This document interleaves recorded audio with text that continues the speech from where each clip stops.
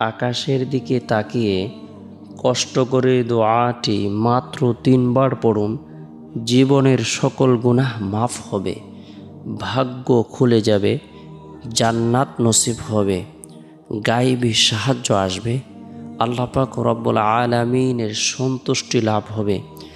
নবী করিম সাল্লাল্লাহু আলাইহি সাল্লাম তার দরদে উম্মতদেরকে বিভিন্ন ধরনের দোয়া, দুরুদ, ওজিফা, আমল ইত্যাদি শিক্ষা দিয়েছেন। যে ব্যক্তি আল্লাহ তাআলার সন্তুষ্টি লাভের উদ্দেশ্যে দোয়া, দুরুদ, ওজিফা আমল করবে, আল্লাহর ইবাদত বন্দেগী করবে, আল্লাহ পাক রব্বুল আলামিনের নৈকট্য লাভ হবে। আল্লাহ তাআলা তার মানসিক পেরেশানিকে দূর করে দিবেন, তার উপর খাস রহমত বর্ষণ করবেন। আল্লাহ তাআলা তার দোয়াকে কবুল করবেন।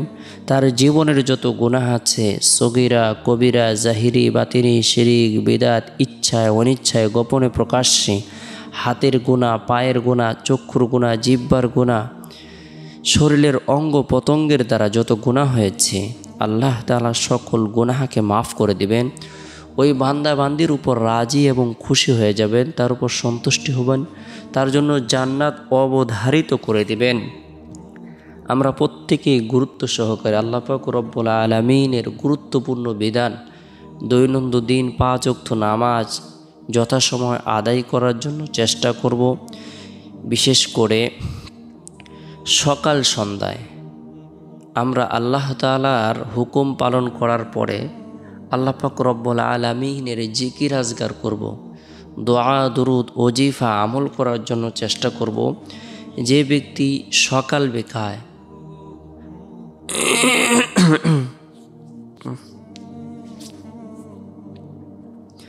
যে ব্যক্তি সকাল বিকাল সকাল সন্ধ্যায় আল্লাহ তাআলার তাসবিহ, তাহলিল, ওজিফা আমল করবে, আল্লাহ পাক রব্বুল আলামিন তার উপর সন্তুষ্ট হয়ে যাবেন, তার চাওয়া পাওয়াগুলোকে পূরণ করে দিবেন। বিশেষ করে আমরা সকাল সন্ধ্যায় গুরুত্ব সহকারে ফরজ নামাজ সম্পূর্ণ করার পর গুনাহ মাফের উদ্দেশ্যে তওবার নিয়তে 3 বার ইস্তিগফারের আমল করব। আস্তাগফিরুল্লাহ রাব্বি মিন কুল্লি যামবি ওয়া আতুবু ইলাইহি, আস্তাগফিরুল্লাহ রাব্বি মিন কুল্লি যামবি ওয়া আতুবু ইলাইহি। এরপরে নবী সাল্লাল্লাহু আলাইহি সাল্লামের প্রতি মহব্বত রেখে, ভালোবাসা রেখে সংক্ষিপ্ত আকারে ছোট্ট দরুদ শরীফ পাঠ করব 3 বার। সাল্লাল্লাহু আলাইহি ওয়াসাল্লাম, সাল্লাল্লাহু আলাইহি ওয়াসাল্লাম, সাল্লাল্লাহু আলাইহি ওয়াসাল্লাম। এরপরে আকাশের দিকে তাকিয়ে বরকতপূর্ণ এই দোয়াটি আল্লাহর সন্তুষ্টি লাভের উদ্দেশ্যে, বিশেষ মর্যাদা লাভের উদ্দেশ্যে 3 বার পাঠ করব, আমল করব। রদিতু বিল্লাহি রাব্বাও ওয়া বিল ইসলামি দীনা ওয়া বিমুহাম্মাদিন সাল্লাল্লাহু আলাইহি ওয়াসাল্লাম নাবিয়্যান ওয়া রাসূলা। রদিতু বিল্লাহি রাব্বাও ওয়া বিল ইসলামি দীনা ওয়া বিমুহাম্মাদিন সাল্লাল্লাহু আলাইহি ওয়াসাল্লাম নাবিয়্যান ওয়া রাসূলা।